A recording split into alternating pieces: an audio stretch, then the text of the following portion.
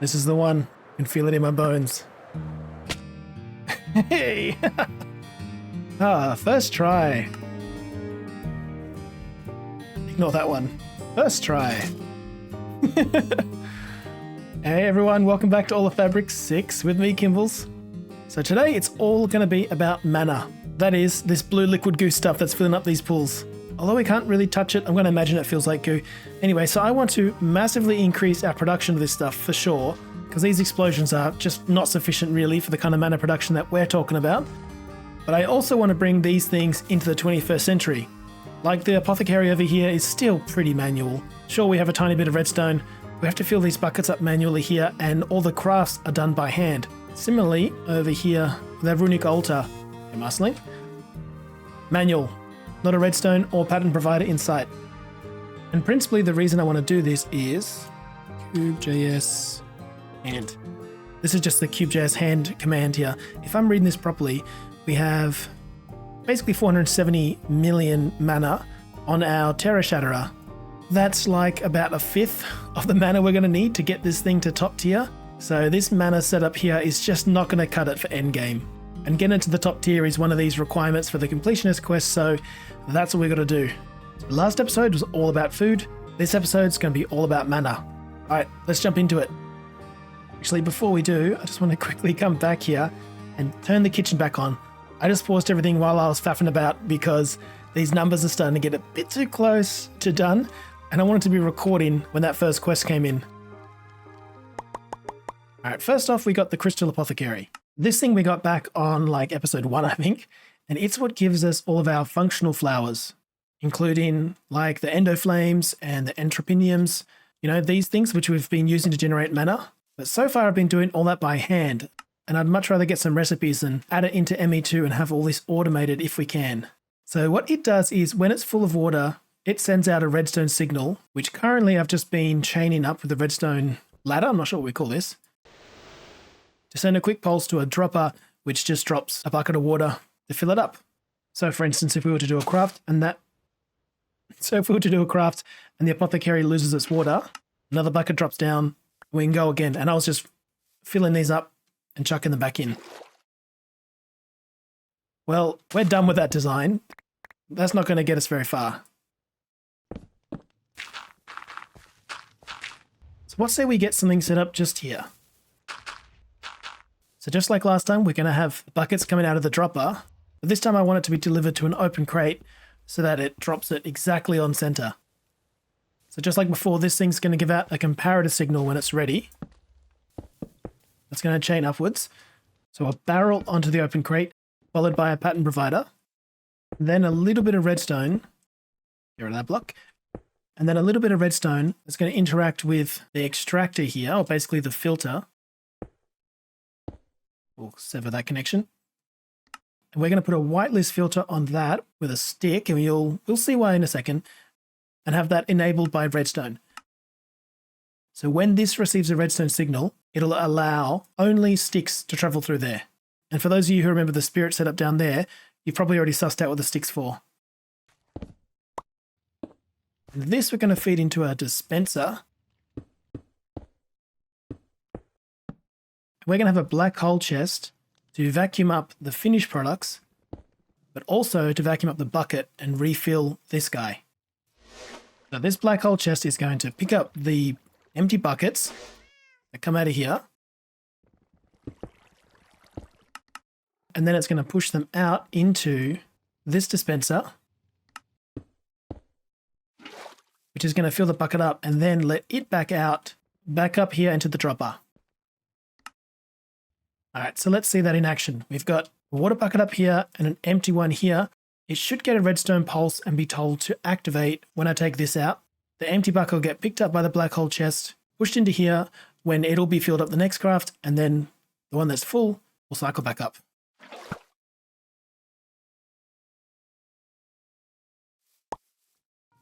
Empty bucket, full bucket, yep. I'm surprised how slow that was though. Let's try that again. There we go, that's much better. Empty bucket, full bucket, nice. But we're also going to set up the black hole chest here with filters for finished products. And for them, we need to deliver them back into the pattern provider. like so, and tell it to let anything in, and we'll just set the filter here for what we want being cycled back in once we have our crafts. And seeing as we're experimenting with so many different types of pipes, let's just use Industrial Revolution pipe in to take the items that are in the craft and push them into the open crate. And for this, we want everything to come through, except what will probably surprise no one, sticks. So you guys might have cottoned on now what the stick is for. Let's say, for instance, we want to get a crafting recipe for the Entropinnyum flowers. That looks like this. So it's going to be a processing pattern to drop all these items. You know what, we actually want to make sure that we use the petals in that recipe. And I'll have to set up those crafts properly as well. So this is our recipe for our Entropinnyum. But they also take a living rock, and we're going to add to the recipe a stick. And when you put that in a pattern provider and then set the blocking mode to do not push crafting ingredients if the inventory, i.e. the barrel, contains a pattern input. That's important because if you instead ordered like 10 Entropinnyums, it would just push all the items it can into the barrel, and you'd have all these random items dropping at once, not making any valid crafts. But the reason we need to kind of jig the recipe a little bit by adding a stick to it is because the system would still push out the second craft into the barrel before the first one's even done if we didn't have some item there like a stick telling the pattern provider, hey, the craft's not done yet. See, there's still an item in here from the previous craft. But once that water empties the apothecary and that redstone chain comes up and sends a pulse up here to this redstone repeater telling this filter, hey, you can activate now, you can take that stick out. In fact, we should have this on a bit of delay. That stick's just going to sit in there until it gets told it can move. And when the pattern provider receives it, it'll then push out the next craft. Now, the final thing is we need to connect this to AE2. I think what we'll do is we'll just snake a pipe in here and give it some channels. Unlinked. Oops, I'm blind. That thing does not need a P2P. Because it's already got one down here. Give that thing a name of Crystal Apothecary. Give it a pattern. It's getting very cramped in here. I'm probably going to have to add a few more crafting terminals to the mix. Okay, do we have all the ingredients? Oh, hello. Do I have enough emeralds? Oh, barely.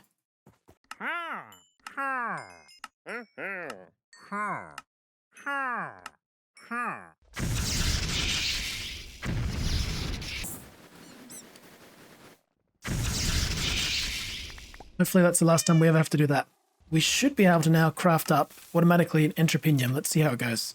Some silence, please. Okay. Does one work?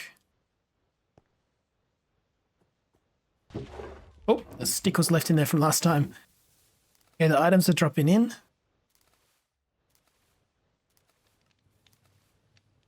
I got the recipe wrong, didn't I? I'm always bloody doing this. It's not living rock, it's a seed. Change this recipe from living rock to wheat seed. All right, now let's give that a test. Wheat seed this time. Everything's dropping in. We can set that on the filter here now. And on the filter here, which will take it back to the pattern provider, craft successful. Okay. Now the test is, can we do, I don't know, can we do 4 of them? No.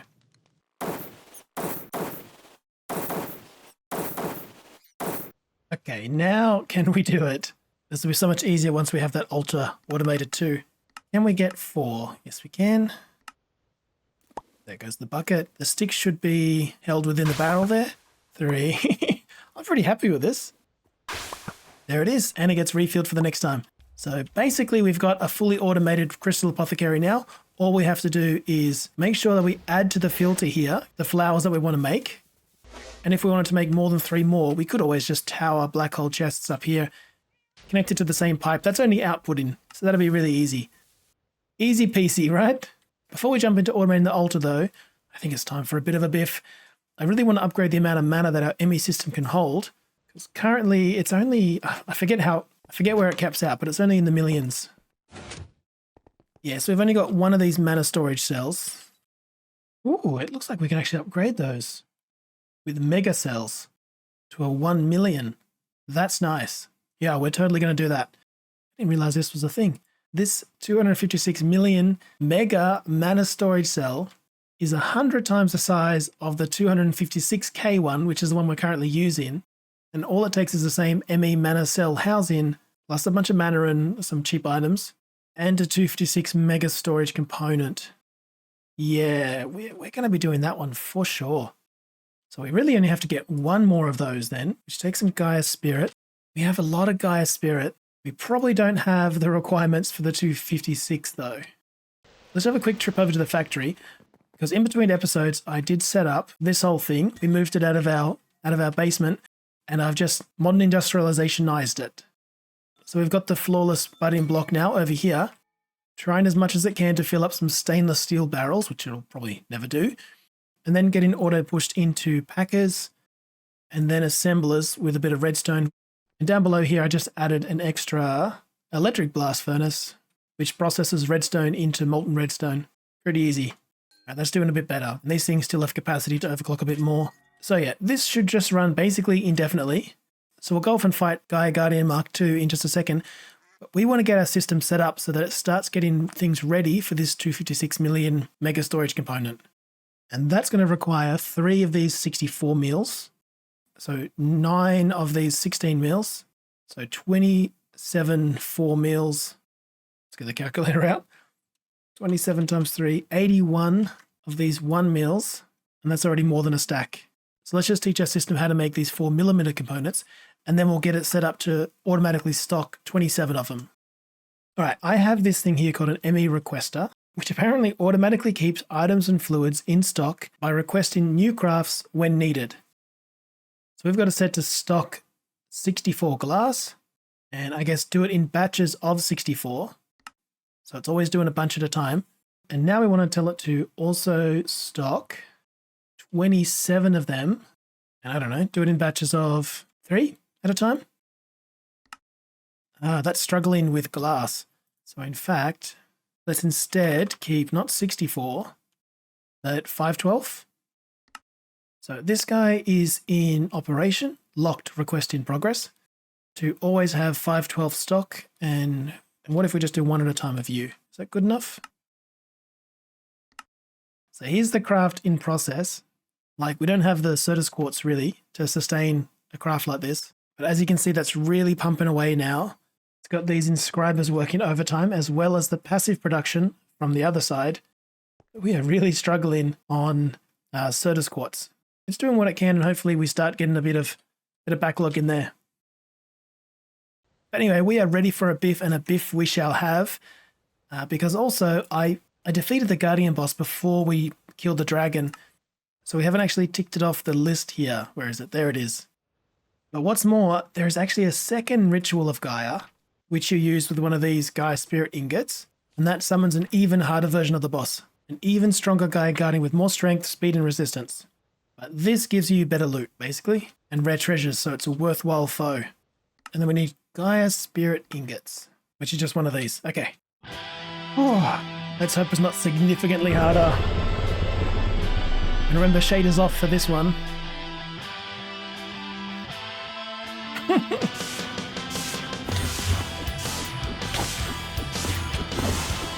Will you please stay still? Alright, I need a bow and arrow out for this thing. You move too fast, man. This is a bit nuts. How are we going on health? I think we're going okay. It's not what I expected. Gotta heal up. Heal up.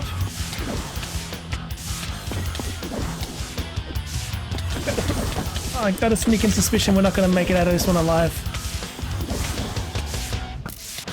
Not at all the cakewalk that the first fight was. On phase 2, man. Phase 2. You guys I can handle. Come on.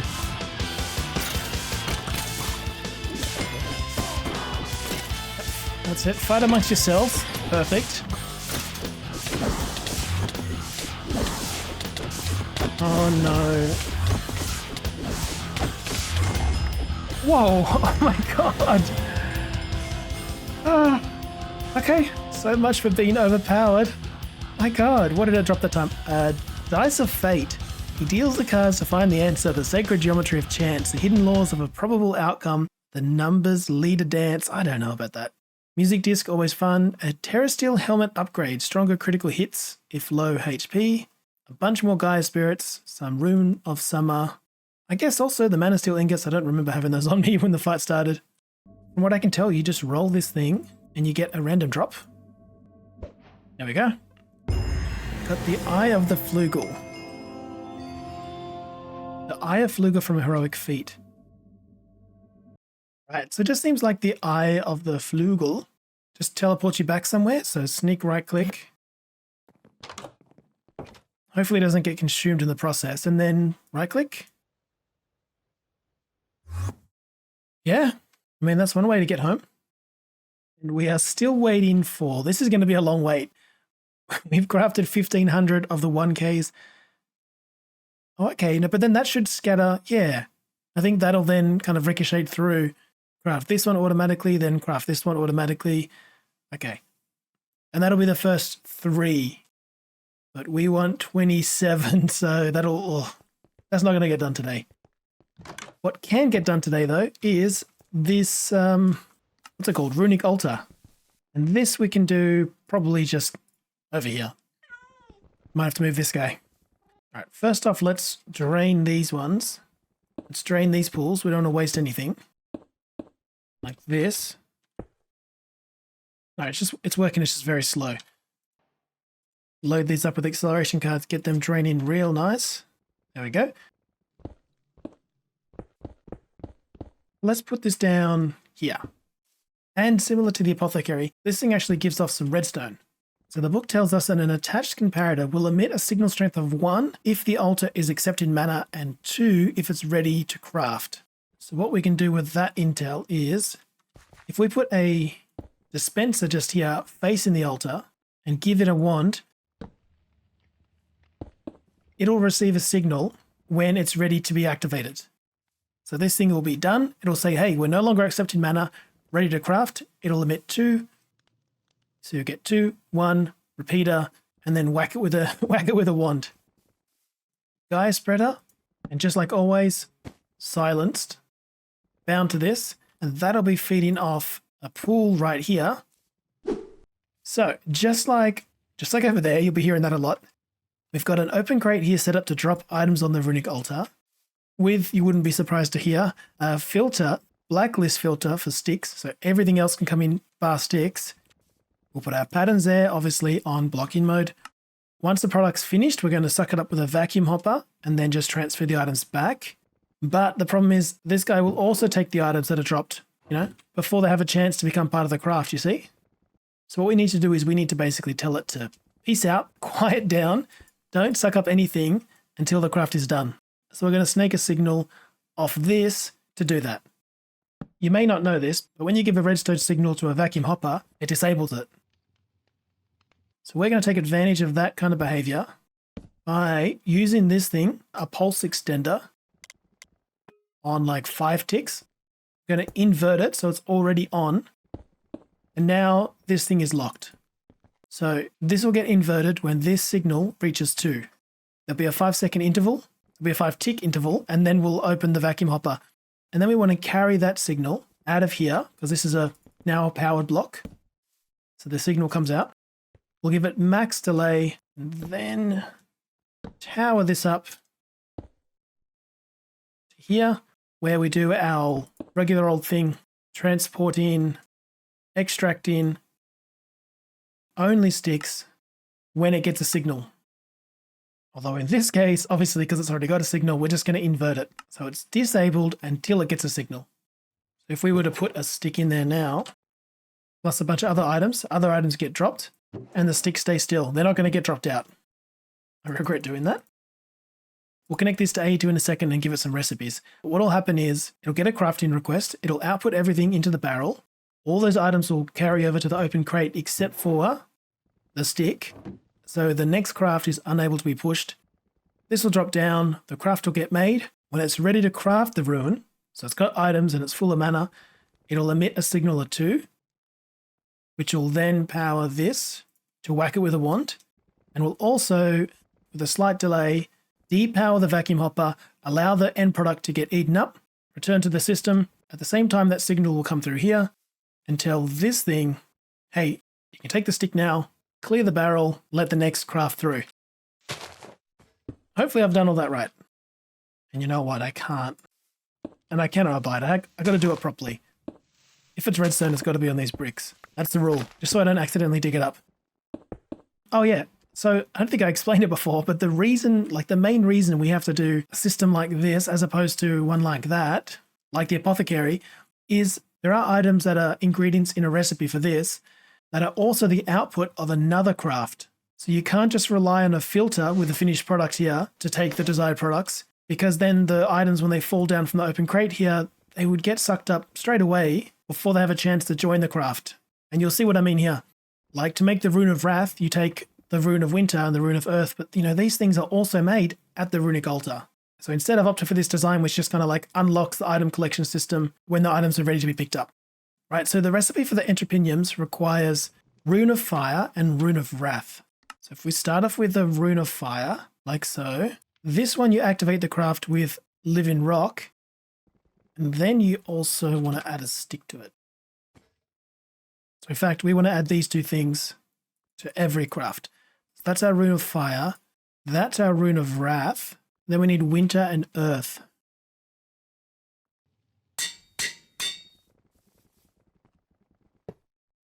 Like that, and that is set to block-in mode. Okay. I've actually had to upgrade it with a Mega Cells Mega Pattern Provider because there was just way too many recipes. But that's all of them. And unless I made a mistake, they've all got Living Rock and Stick in their recipes as well. Good. Good, good. And you need to be inverted. Okay. I think that ought to do it. Okay, but let's try to craft up a bunch of the Entropinnyums and watch what happens. Let's say 5. Yep. Okay, let's watch it do its thing. Perfect.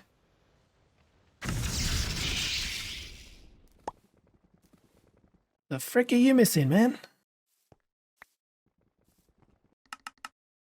God, the range on this thing was a bit too much, and it was eating up the diamonds when they were part of the craft here, so just pushed it back really far away. God, that's obvious now. And now can we... Now let's try and get another 5. Yes, craft up them, yep. Now it shouldn't eat our mana diamonds.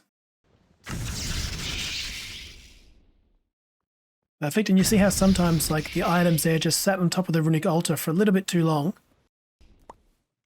Just like then, so you got to tweak the delay on this thing just a little bit to make sure that the item collection's not going to linger for too long. Gets turned off straight away. That's perfect. You can hear this thing keeping busy as well. Where this guy come from? Thought my Staff of Suppression would have kept them away. There we go. Easy as that. We have Entropinnyums automated at least. You know what? Master move here on my part, if I don't say so myself. I saw in the book that any runes used for recipes in the Runic Altar function as catalysts and will be returned upon completion of the runic recipe. Like, I was kind of resigned to the fact that ME would just overproduce some of the runes when I crafted up like a big batch of things and would be left with a whole bunch of excess ones just sitting here. But then I remembered the drama from last episode we had with those precision mechanisms and how we can actually set secondary drops with crafting patterns here. So let's just take a look at this one, for instance. So in the crafting of this rune, the Rune of Envy, it takes a Rune of Winter and a Rune of Water, but it also gives them back. So I just added them here to the secondary drops. That way, like the little tooltip there says, these returned items will be used before stored items in multi-step recipes. So I guess what that means is that it's not going to put in a request to make heaps more because it knows it's going to get them back. We'll see. I'm sure it's smart enough. Right, and something else I came across, which is going to make our lives a little bit easier, is currently our setup here was we're exporting mana, which just sits permanently in here. So for this whole system to work, we have to have a full pool of mana. I forget how much mana that actually is, but it just sits here, kind of not being used. But the pack does have these things called Fluix mana pools. Yeah, it doesn't seem to tell you what it does in-game. But what they do is they kind of like just sync the amount of mana that's in your system with the pool here, which is probably a little bit of overkill, but it also gives us an excuse to craft up this Rod of the Bifrost, which I've had a bit of a read in the book and it sounds pretty cool. It lets you make a rainbow bridge to walk on, or something like that. I don't know, I really want to test it out. And for that, we just go over here, do a handful of trades with the elves. Craft up the Rod of the Bifrost. I want to see this thing in action. Whoa! How cool is that? It only lasts for 30 seconds. Oh, it's got a bit of a cooldown. Does it make stairs as well? Let's see if I can go up. For sure. I love that. This is definitely going to be in the thumbnail. And then you get glass to mana glass to Alf glass with 5 Bifrost blocks. But now with that and this mana pool, we can get a fabulous mana pool and combine that with an interface to get the Fluix mana pool. All right, device online. That's it. Yep, it connects. We can probably test this now just to see if it works. We'll throw in a bunch of iron, see if that gets converted to mana steel. Totally makes things so much easier. Right, had I known that at the beginning of the season, I might have done things a little bit different here and not built up so many complicated stations. But going forward, if we make any changes to Botania, that's going to be the thing we use. So before we start looking into alternative sources of mana generation, let's just see if it's possible to kind of surround this mana pool with more Entropinnyums and speed this thing up so the explosions happen quicker. We could probably do that by, making this thing a bit shorter. Oops. Yeah, that works. Can these things keep up? Probably. Easily. Yeah, let's have it go even quicker.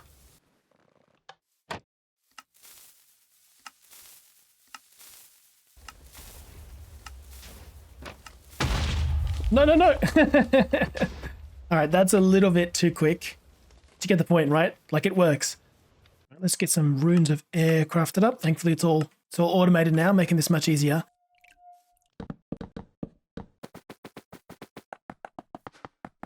So here's our wall of mana spreaders. Staring down the sides of that singular mana pool.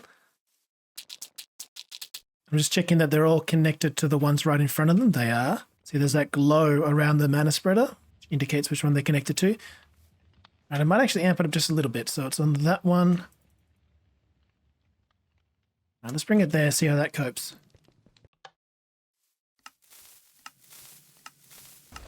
Okay, some of these outer ones are now getting fed.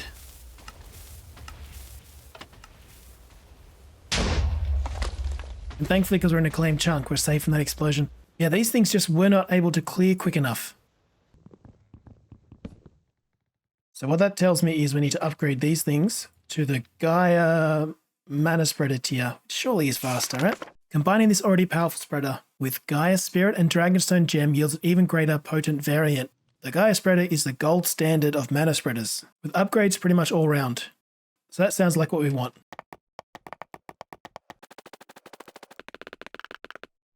Alright, let's fire that off. Alright, let's see if this can keep up now. I'm gonna have to silence this thing somehow. I've no idea how though. Oh, look how fast that can drain. Insanity. That's draining so fast. I don't know how we're managing to keep up with that, but we are. And these outer ones are barely getting touched. These things are empty, no worries. Look how fast that mana spreader empties. My god. So it looks like TNT's the way to go there. Alright, so we've been running around for a while, and I actually ran out of TNT. So I've had to install, over on here at our simulated mob farm, I just put in some ghasts and some creepers to simulate their deaths, and hopefully, let's see. Oh, we are fast draining. This was 31,000 a second ago. So we've got about 29,000 gunpowder left at the moment. I might have to look at, repurposing these two back revitalizers as well. Turning the whole thing into a gunpowder farm. There are heaps of alternative sources of mana, and I'm not suggesting that you do TNT, but it's pretty good. I'm pretty happy with it. Seeing as we're burning through that gunpowder pretty quick, I might end up also setting up some cake-eating ones. But anyway, not for now. And I really didn't want to have to do this. We are fast running out of time for this episode, but I can't really cap it off without getting that 256 mil mana storage thing. That's kind of like, you know, mana is the theme of the episode after all. But what's holding us back, we've got 6 of them so far, which is good. What's holding us back is we're just not producing enough Certus quartz crystals. So I didn't want to have to do it, but maybe if we do it as a quick time lapse, it won't hurt so much.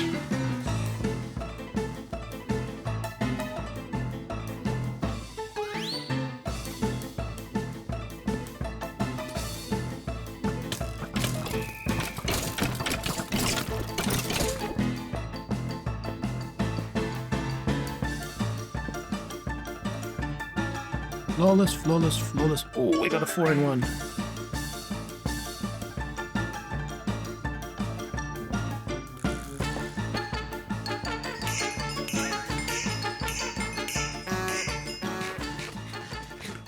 What do you think? Pretty good. It was a bit of a nightmare to sort this out with channels, so I just dumped a big, dense smart cable back there. And it all seems to be online now, like a hover over all the growth accelerators and the annihilation planes, all with Fortune 4, and, you know, they all say online. So we've just got 10 of the bud-in Certus quartz blocks now, with a annihilation plane catching them whenever they're fully grown, sliding them in there, and I thought, why not just have 3 of the sides also contributing to making Certus quartz dust, which I might bring back online in a sec now that the speeds are going up a little bit. Because we just had an excess of silicon dust down here, the MI variant of the stuff, and you can use that as an alternative source to make the printed silicon here. So that's what I did, but yeah, I might swap that out later. And I just brought another TNT machine up here, taking sand and gunpowder from our ME this time. Yeah, so all that's coming in pretty fast now, and hopefully those Certus quartz rates will jack up pretty quick. 27, you say? We need 19 more of those, which would be 54,000. 54,000 Certus quartz crystals and about 20,000 Certus quartz dust. And thousands more calculation and logic processes. So, I think just be patient. That sucks. I was hoping I'd get it done today. Alright, that was a pretty productive episode though. We massively increased our production of mana and almost increased our storage of it. I think that'll be first up next episode. I don't know if we can get those explosions going any faster with the current setup, but we'll see. If need be, we'll come back to mana and probably start feeding it cakes or something. But yeah, unfortunately, we're out of time. Thanks so much for watching. Hope you enjoyed the episode. I'll catch you in the next one. Bye for now.